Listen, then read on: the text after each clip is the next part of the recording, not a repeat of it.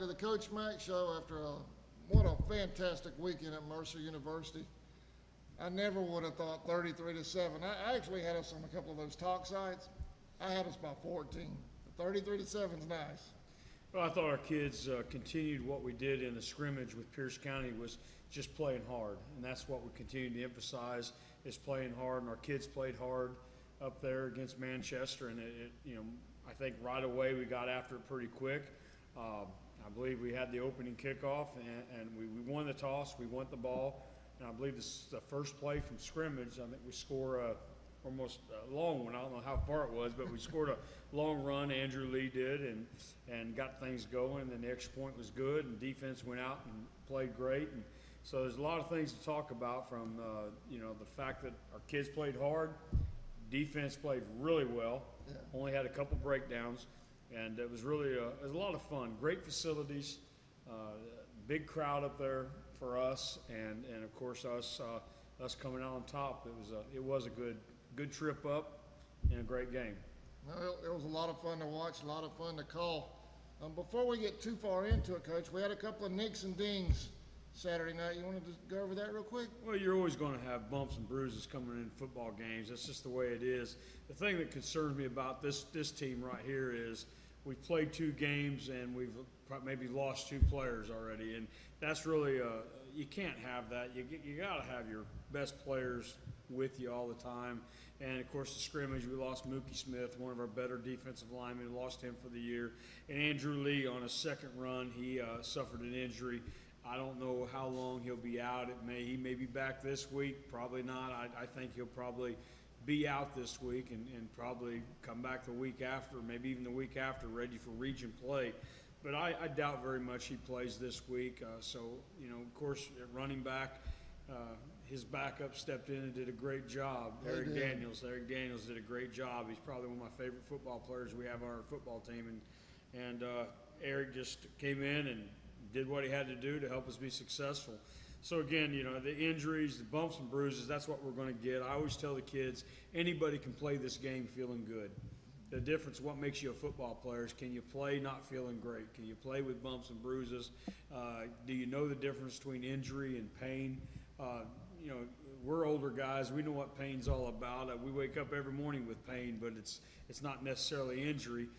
We got to go on throughout the day, and that's what I try to explain to our kids. And, of course, they're young. They don't really understand it. Some of them are banged up for the first time ever in their lives and still being pushed to push through it. So that's what we're working with right now is some young kids trying to get them to understand we don't want you to play with injuries, but you really do need to play this game not feeling your best. You need to play this game banged up. And, of course, this is only game 1. We got a lot more games left. These guys, by the end of the year, if they're feeling good, they probably haven't been playing any football. So I expect a lot of guys on this football team to be really banged up here as we go. And I don't like it. I don't want it. That's the unfortunate part of the game, but it is part of the game. You got to be able to play through the bumps and bruises and answer the bell next Friday. I know the first play from scrimmage, Andrew Lee takes off 72 yards. But again, obviously fantastic run by Andrew.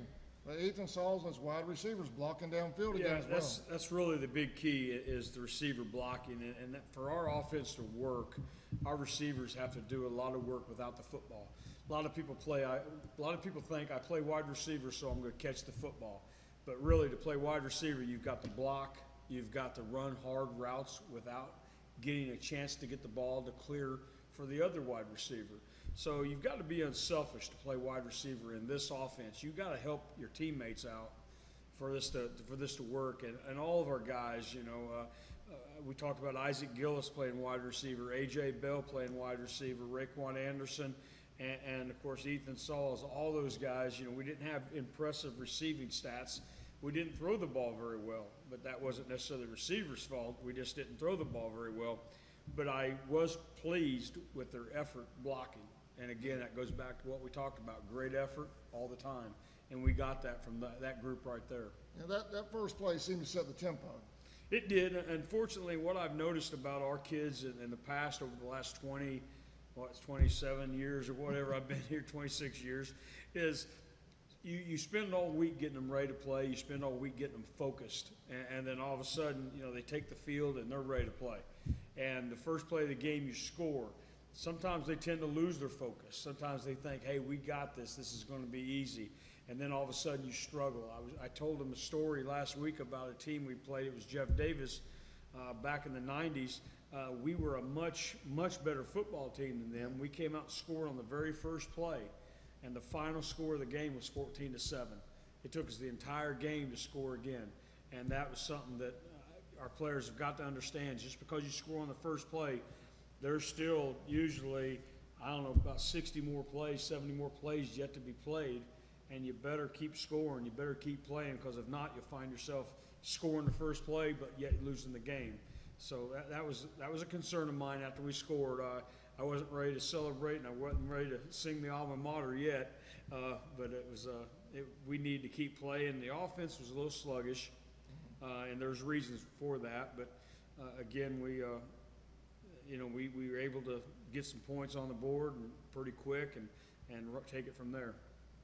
The running game, Eric Daniels comes in. I know you have the stats. I have them. Some unreal. 13 carries, 179 yards. Comes in, and Andrew got a little dinged up. And Eric comes in. Yeah. But the offensive line, we've kind of talked about the offensive line having to step up. I'll tell you, the offensive line, they did. There's one player you got to talk about, and of course the fans really don't see it unless one of them's your son. You really don't know what's going on down there, but Andrew Chesser, Pete, I tell you, Andrew Chesser, he did exactly what we thought he was going to do. He played an incredible game on the offensive line. He really did. There's 5 of those guys down there. A couple of we felt like our center, who's a sophomore, Aaron Brazil, had a really good game. So I thought Aaron deserves a shout out, and plus Andrew Chesser just had a fantastic game. He was going against guys that were bigger, stronger. It was a big defense. If you saw those guys, they had some guys that were big guys. But Andrew Chesser he mauled some people and got after them. And a lot of our big runs was a result of the job Andrew was doing. And I can't say enough about the job he did on the offensive line. Again, you don't notice that so much until you get back and you put the film in the computer and you watch the film, and then you see why the run plays are working is because of Andrew Chesser, the job he did, and also Aaron Brazil. The rest of the offensive line, I thought they took steps forward. I thought they did some good things. They need to continue to get better, and hopefully soon we're going to be able to say we got a really good offensive line. Not yet. We got one good player on it, Andrew Chesser, but hopefully we're going to be able to say we got a good group right there. But 13 carries, 179 yards, 3 touchdowns by Eric Daniels, who going into the game, everybody just assumed that it was going to be Andrew Lee all the time. The thing about it is the coaches know and the players on this team know that Eric Daniels is a good running back. And Eric would probably be, I think, Eric's, like I say, he's one of my favorite guys. He's a football player. That's what I like about him. You put him anywhere. You put him anywhere on defense. He can play linebacker, defensive back, anywhere on defense, and he's a great player on the defensive side of the ball. You turn to him, you say, hey, we need you. And, we turned to him after the second or third play in the game on offense. We said, we need you.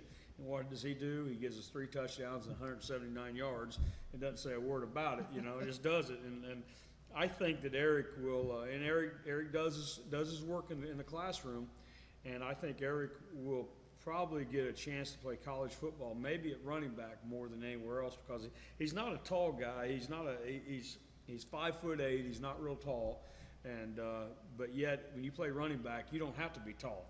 That's one position colleges don't want to know. How tall is he? They don't care. Actually, sometimes shorter, the better for those guys. But I think Eric can be a college running back one day, and I don't think we have any drop-off at all when Eric goes in for Andrew Lee. So this week, what hurts us this week without Andrew is the fact that maybe the defense may suffer some. Eric works hard in the weight room. He works hard in practice, does everything you want him to do, but yet it's going to be hot. It's going to be 90 degrees Friday night. They run a fast-paced offense. They're all over the field running around.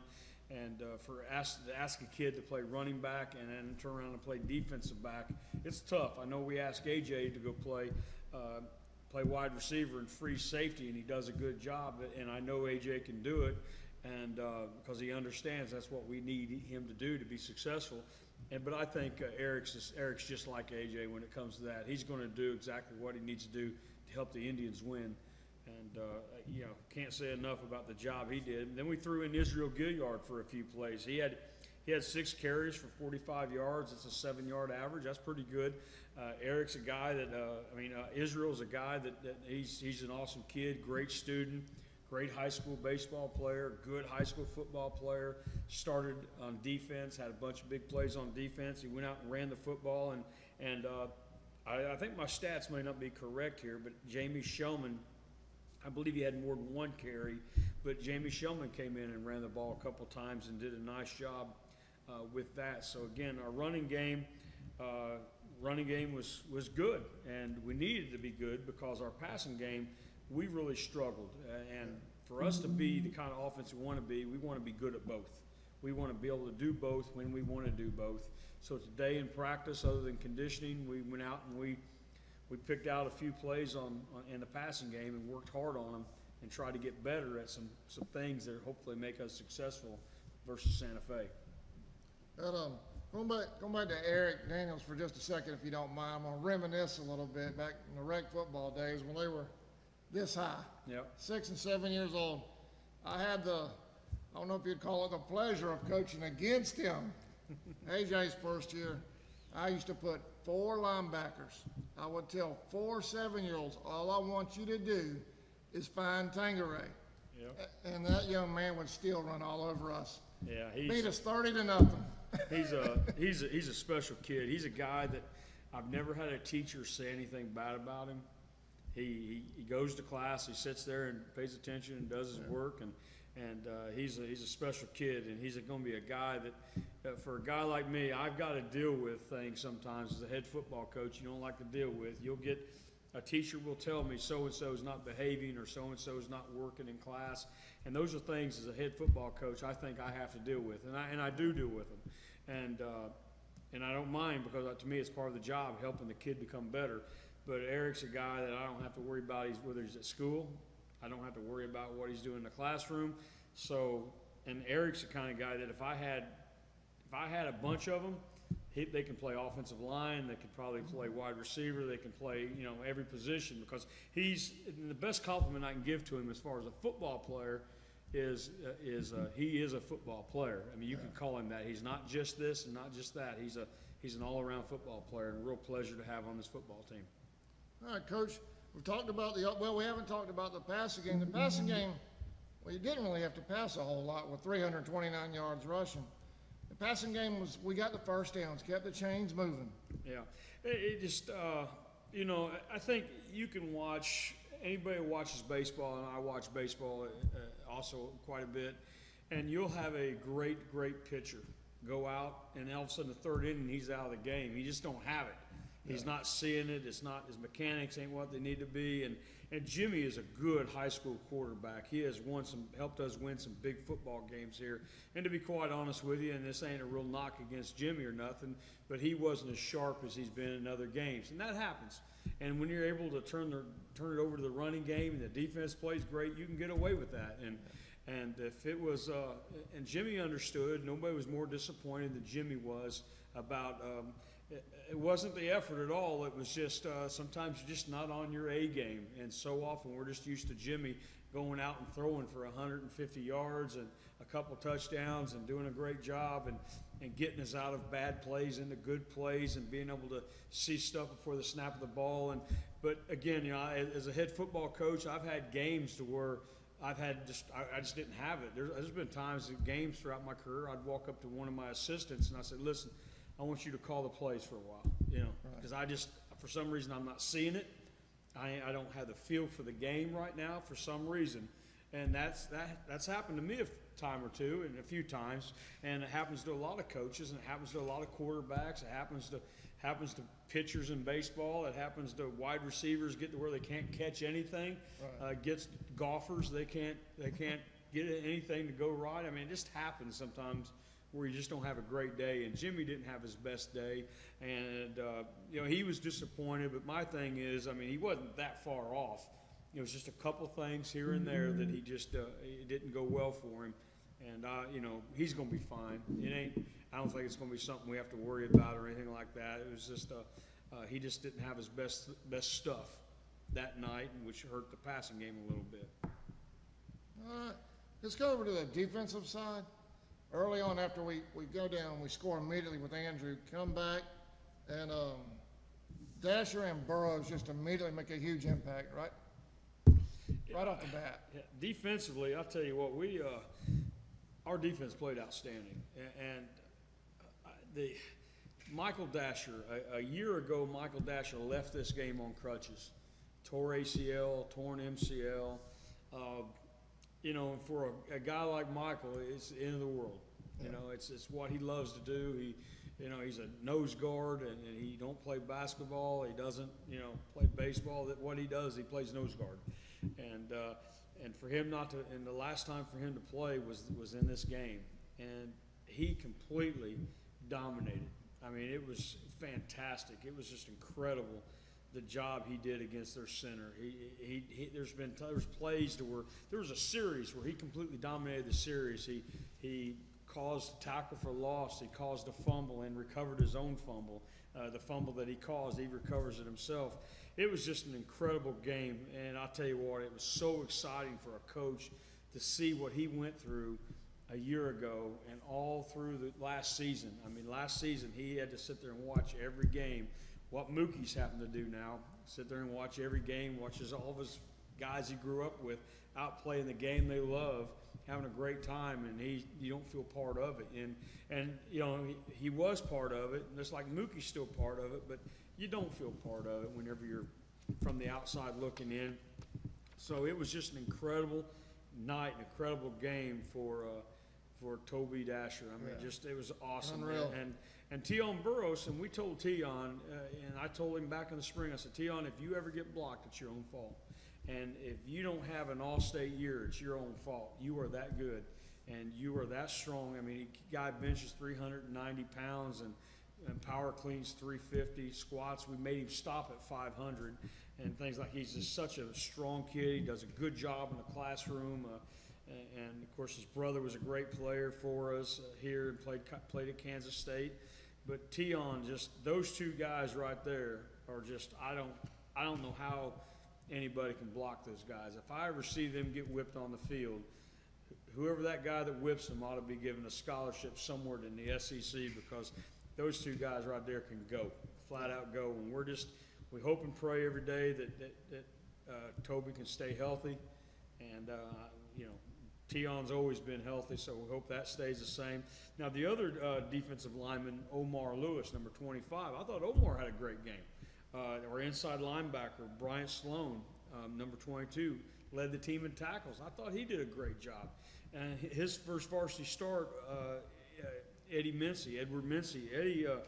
Eddie did a good job at inside linebacker. And while I'm on that on defense, our three players of the game. We have three players of the game, of course, was Eric Daniels, like we talked about, and it was Toby Dasher, like we talked about. Yeah. But also one of our players of the game was number 24, Dalton Mazzell. Dalton Mazzell he made, I don't know how many touchdown-saving tackles Dalton made. He come across the field, and AJ's job. AJ Bell played free safety, and his job was really to run the alley and force the run towards the line of scrimmage. But then the backside corner was rolling, and his job was to catch anything that broke, and that was Dalton Mazzell's job. And Dalton just did a fantastic job, and he's one of our players of the game also. And then our other corner, who was a freshman, which is Blackshear, number 7, and he just did a great job, I thought, on what they thought, which is a great wide receiver they have at number 11. So defense just did an awesome job. Coach Norris Woods, our defensive coordinator, puts a lot of time into that. David Pender, Coach Pender, David, both those guys were former players of mine. Both those guys won state championships when they were here. David really coaches the backside of the defense, the pass coverage, the defensive backs. He had those guys ready to go, and then Joe Stetzer, Coach Stetzer, who is a unique combination. He's a science teacher / defensive line coach. You don't see a lot of them. He does a great job with the defensive front. But like I told Coach Stetzer, I don't know how good a coach you are. I mean, I think I can get anybody to coach Toby Dasher and Tion Burrows. So you got those guys in your position. I think you just let them go. I think Coach Stetzer's job is to make sure they're on the bus. If they're on the bus ready to go, he's in good shape there. But the defensive side just was fantastic. Yeah, one big breakdown, and they scored on it. But other than that, I thought the defensive side of the ball was just fantastic. Yeah, they were pitching a shutout except for the one play, broken coverage, whatever. It was great defensive effort. It was really more poor technique by that player. But other than that, I thought the defense as a whole just did a fantastic job, played great on the goal line and all over the field, and did a great job. Now, looking forward to next week, the defense is going to have to do even a better job because this crowd we're facing is going to be explosive. It will surprise me, not in the first half so much. Manchester kept trying to, once they started doing the counter, they had a little bit of success. They did, and they kept trying to run it the middle. It just wasn't there most of the game. Well, they're installing the wing tee from scratch, and we told our kids, and we were right as coaches. We're not often right, but we were right as coaches this time.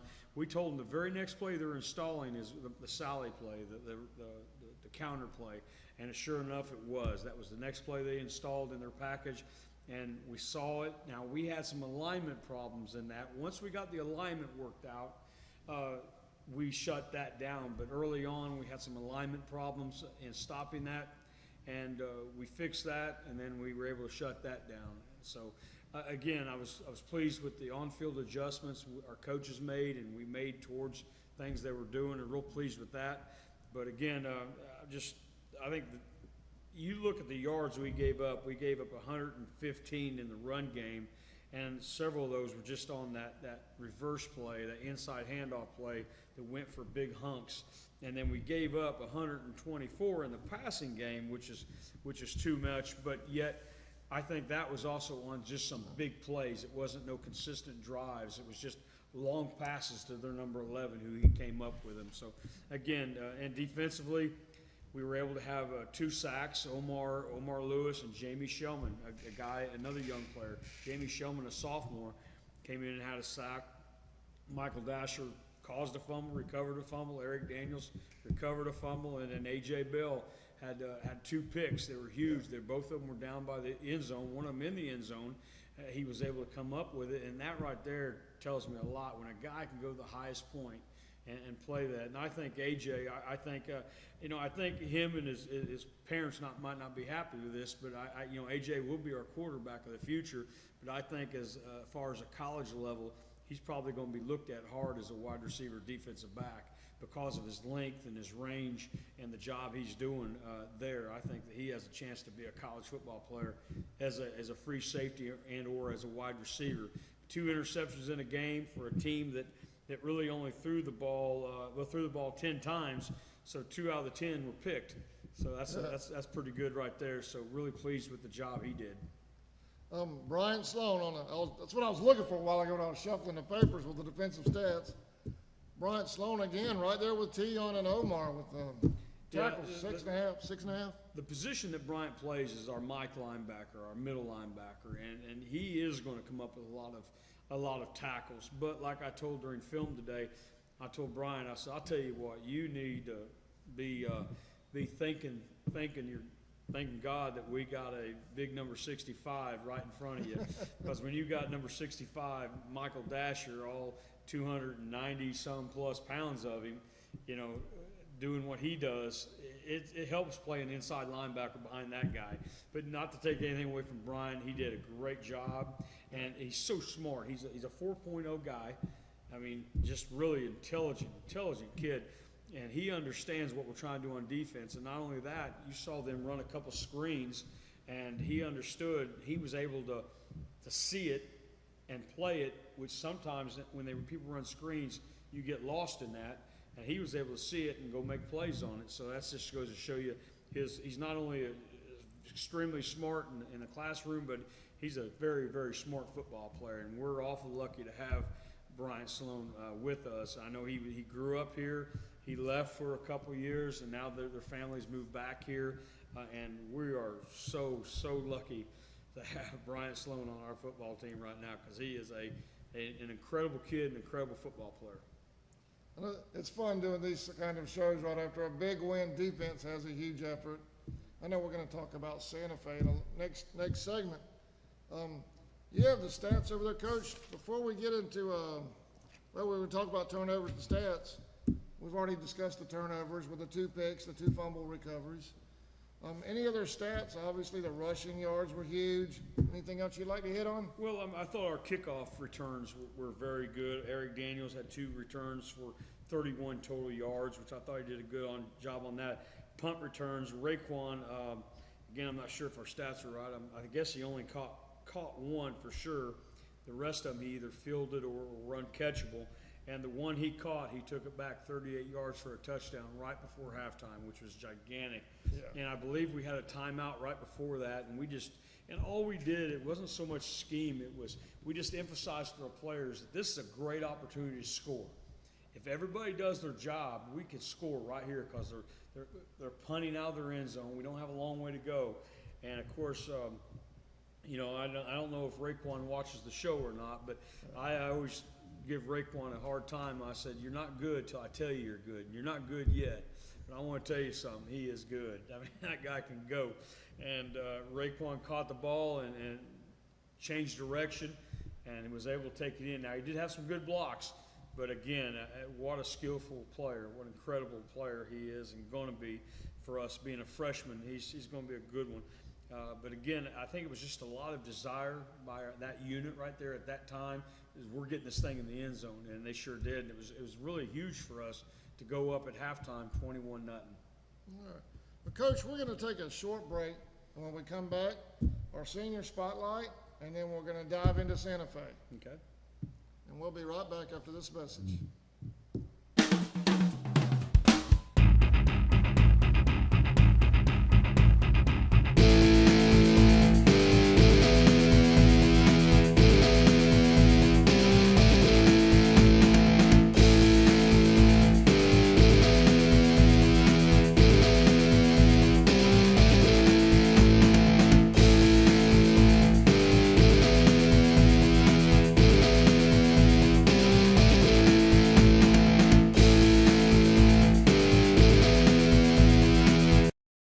Welcome back to the Coach Manick Show. Coach, our senior spotlight this week is number 25, Omar Lewis. Omar Lewis, I'll tell you what, we talk a lot about Toby Dasher, we talk a lot about T. Burrows, but that other guy on the defensive line is a guy that we can't do without either, and that's Omar Lewis.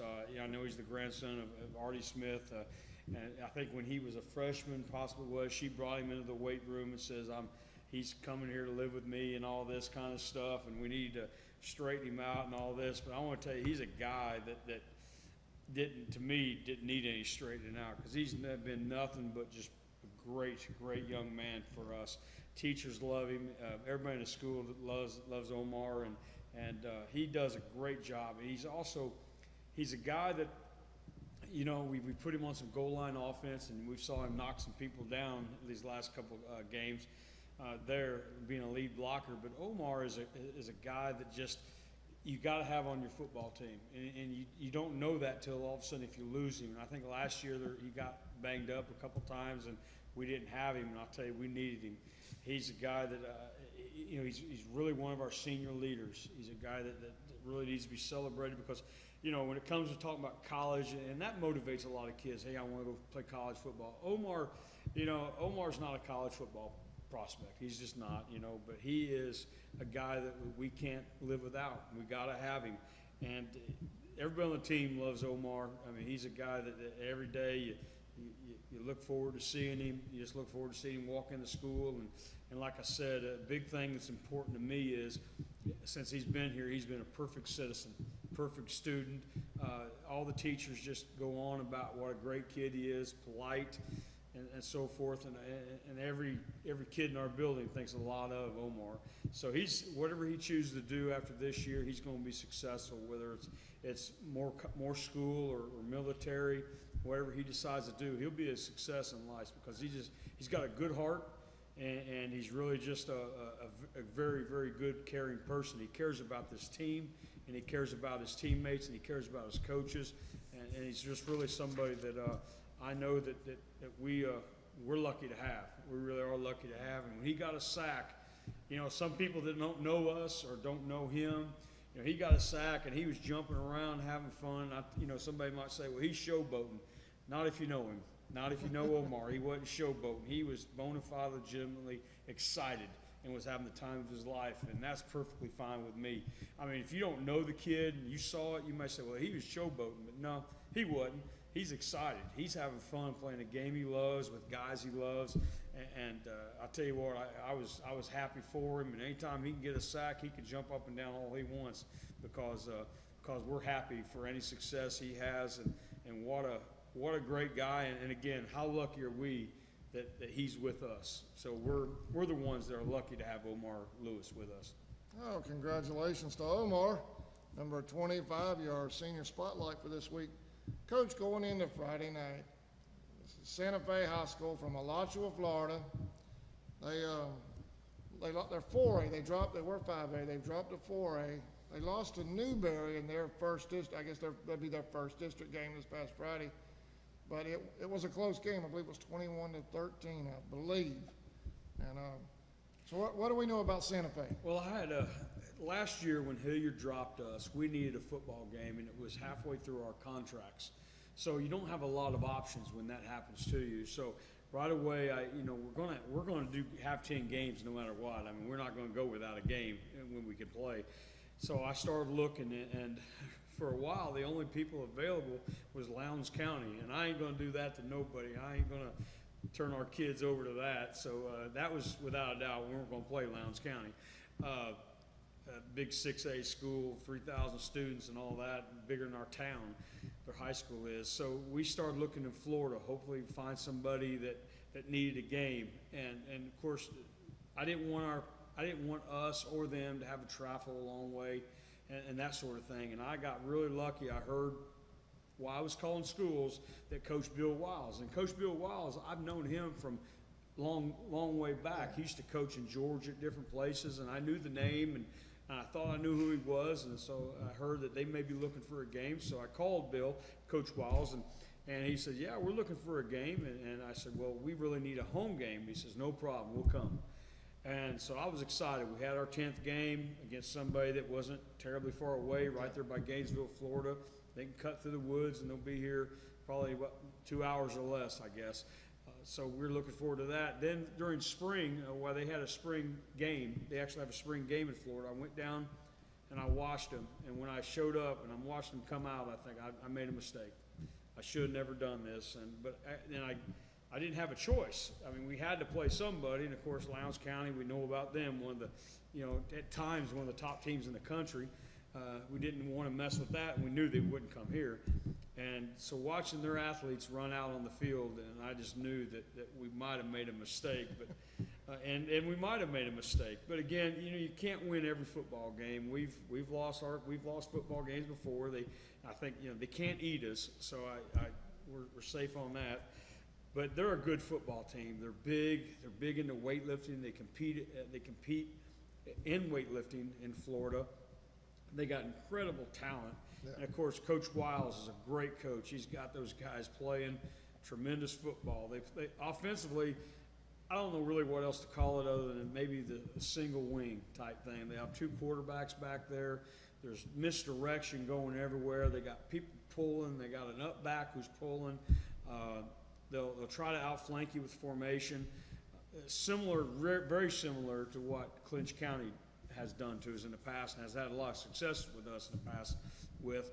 And then all of a sudden you're up there playing the run so hard, and they'll release 3 receivers, and they're all 3 always wide open because you're up there playing the run so hard. So that's very difficult. They have tremendous athletes. They're disciplined. Of course, Coach Wiles, he runs a great program, and him and his staff, and they're very disciplined. very athletic, move the ball up and down the field very fast, makes it very tough on our defense. Of course, we're having to make some adjustments for their formations and the plays out of those formations. Now, so we've got a huge challenge there. Our defense, which right now is the strength of our football team, has got to step up and play great for us to have a chance. Then we turn around and we have our offense is going against their defense. We think it's going to be a 4-2, 4-3 look. Linebackers like the blitz. Right now, today, we worked on our passing game versus the blitz.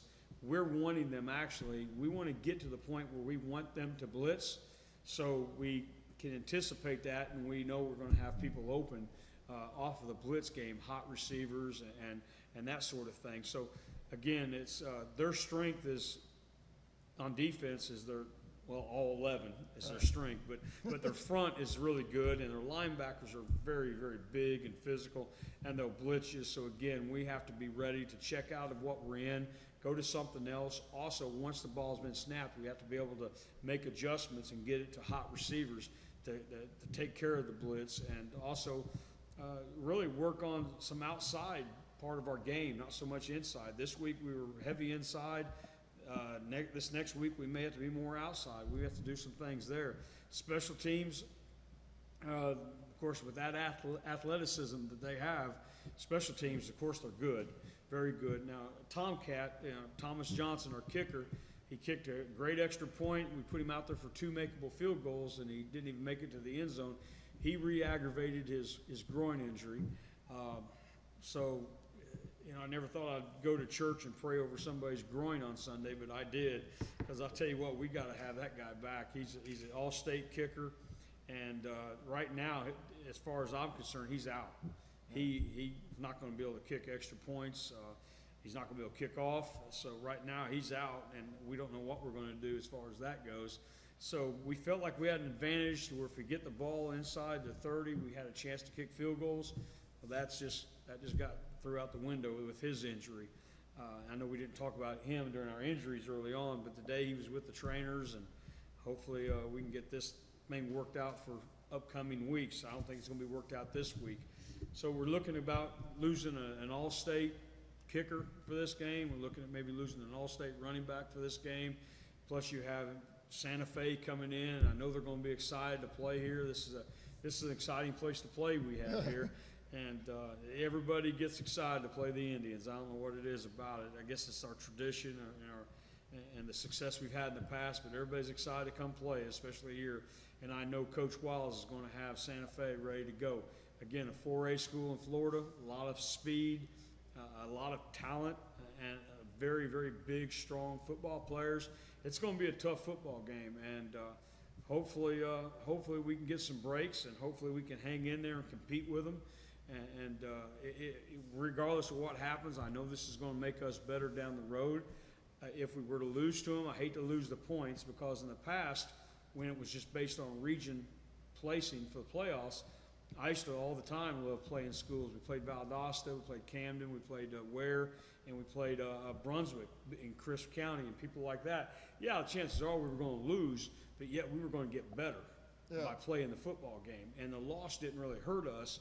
It actually didn't hurt us at all because of the region standings. But now we go by points. So now you got to be careful with that. And if you drop a game, it's going to hurt you as far as points, because we all know that, Clinch won a big one last week with Brooks County. Irwin is winning. They're undefeated early on here. So, again, that's something we've got to keep an eye on, is the points for playoff position.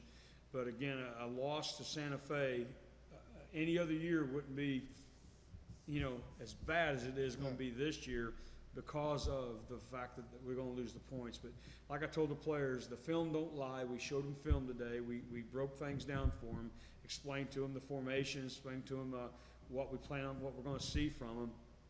And they obviously see the talent. They see these offensive linemen that are, 290 pounds that can run. They see the defensive linemen that are six whatever and 290 pounds that can run, and the linebackers coming up knocking people out. They see all that, and they see a running back or a quarterback / running back, a couple of them, number 2, number 3, all those guys who can just fly faster than anybody we have on our team. So our kids see that, and they know it's going to be a heck of a test. But if I can convince our players just continue to give effort, just keep giving effort and keep getting better, then regardless of what happens Friday, we're still on the right path to having a good football team. And as long as, I told them, as long as we're giving effort, and striving to get better, then we're headed the direction we want to go.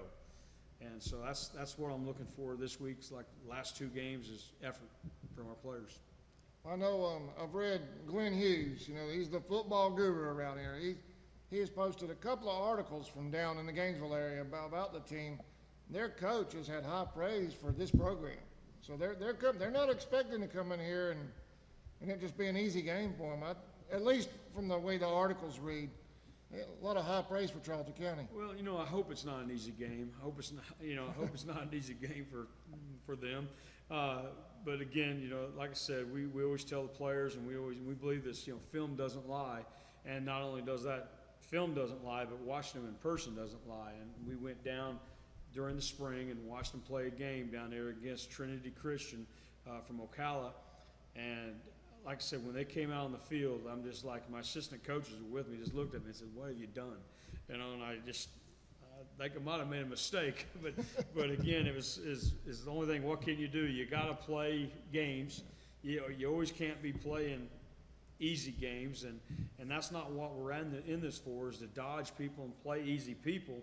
But again, it's these guys are probably out of our league. You know, again, 4A school, Florida, great weightlifting tradition. They have a current player in the NFL, a defensive lineman who plays for the Minnesota Vikings. His name slips me now, but when we were down there, they retired his jersey, so I got to see him. And then, of course, Adrian Peterson, not the one playing for the Vikings, but the all-time great player at Georgia Southern, and played for the Chicago Bears for several years. Adrian Peterson's from there, and also his brother Mike Peterson, who played for the Florida Gators, and he played for a few teams in the NFL. I know he played with the Jaguars and with the Atlanta Falcons. So it's a program that produces college and pro talent. So it's not like they're not going to be impressed when they come in here. I mean, and they're not going to be impressed when they put our film on and say, "Yeah, this guy looks good, this guy looks good." But because they're used to seeing NFL guys walk around their community, so they know what it looks like, and they know what it's like to play with Division I talent around them. So again, it's going to be a tough test. It's going to be one that I hope we can pack the house and have a bunch of fans here, and an exciting Friday night here in the swamp, and folks in Georgia, and hopefully always love the atmosphere. Yeah, hopefully we can have a great football game. And the thing I try to explain to the kids today is sometimes you got to withstand the storm, and they may come out very excited and they may go right down the field and score on us, but we need to understand this thing's going to last 48-minute game, and hopefully we'll get our shots down throughout the game for us to score and us to stop them, and we have to stay in this thing as long as we can. But they're a very talented club with a great football coach, and Coach Wiles just does a great job with them. And we look forward to Friday night, but I know it's going to be a real tough challenge. But then again, we also have challenges coming up called Irwin County, Telfair County, Clinch County, who in my opinion is the best team in single A right now. We have some, and of course, a week from this Friday, we have the best Bacon County team I've seen Bacon have. I went and watched them our open week a week ago, and again, Bacon County, they really wore out Cairo, and they beat Lanier by over 60 points, I believe. So anybody that can beat anybody by 60, we've never done it. Even when we were really good, we'd never beat anybody by that. Any team like that, you got to be ready for. And Bacon is going to be brutal. So we got some physical football games coming up on our schedule. I've always been amazed by when the high school I graduated, Baldwin, we had a good crowd, but the atmosphere here is just, it's like what you see on television from Texas, you know. I mean, I love the atmosphere here. The fans come out, the band, the cheerleaders. It's an event on Friday night around here. You know, it really is. We got, in my opinion, we got the best band in the state of Georgia. It's not just my opinion. I think they go around, they whip other bands all the time and all that. I don't understand how bands do all that, but I just know that Kurt Hersey does an incredible job. I admire the job he does with our band, and I admire our kids that are in the band. I can barely make my radio work, let alone play an instrument. So those guys are very, very talented. We've got a great group of cheerleaders, especially this year, our senior cheerleaders, who I've known for a long time. Callan Carter and Carly Hooker and that crowd right there. Seem like they've been around forever, cheering and playing softball. So it's a lot of fun, and we added a new tradition last Friday night. We now have the football players and the cheerleaders and the coaches sing the alma mater with the band while the band plays. It's something we talked about a year ago, and it really never got any legs to it. And this year it came up, it came up to me, and I said, "Yeah, let's just do it. I mean, let's not talk about it and think about it. Let's just go ahead and do it." Coach Russ Murray's in the choir in my church I go to, my offensive line coach, assistant head coach. So now with that, he's also been titled the Charlton County Football Choir Director. So I have Coach Murray stand up every practice before practice and lead our team in the alma mater. We're trying to learn the thing, and we're doing a pretty good job. It actually sounds pretty good in there when they sing it. And Friday night was the first time, and I told Coach Murray, Coach Woods, Coach Pender, who else? Coach Brooks. All those guys are graduates of Charlton County. So I said, you got to get up front now. We need all the alma mater, along with the senior football players and cheerleaders, all up front. And they went up front, as far as I know, and sang the alma mater with the band. And I stood in the back, and I couldn't carry a tune with a bucket, but so I stood in the back and kind of watched and so forth. But it was a lot of fun. And where stuff like that is really enjoyable is after you win. Yeah. After you win, it just kind of, puts an exclamation point on the win, and that was a lot of fun to do that. But I told our players now, I said, listen, we're going to do this, and you do this win or lose. You're not just proud of Charlton County, and you're not proud of where you come from in your high school when you win. Anybody can be proud of their school when you win football games. You got to be proud of your school just because it's your school. So if things don't go well Friday, I fully expect our players and our cheerleaders and our band still to keep this tradition going, doing the alma mater, regardless of what the scoreboard says. You got to be proud of where you're from and the school that you go to and the program you're part of. So that's something I insist our players do, is irregardless. Now, you may not see the sway like we did last week.